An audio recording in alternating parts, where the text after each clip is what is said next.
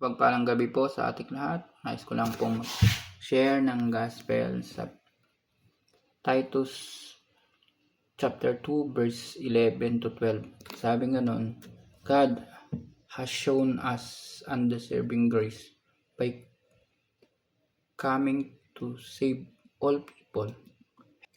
He taught us to give up our wicked ways and our worldly desire and to live decent and honest lives in this world. So, sinasabi dito na pinag-demonstrate ng Diyos yung undeserving grace na sa pamamagitan ng Panginoong Hesus, naligtas tayo at nabayaran yung kasalanan ng sanlibutan.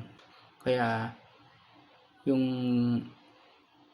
saving grace na binigay ng Panginoon, dapat nating pangalagaan, patunayan sa buhay natin na hindi siya masasayang yung ginawa niyang pagliligtas. Pangalawa, yung tinatawag na transformative living, yung pagtalikod sa kasalanan at sa mga bagay na makabuludo, at yung mamuhay ayon sa kalooban ng Diyos. Dahil yun ang pinakamahalaga sa ating buhay bilang mananampalataya ni Kristo Jesus.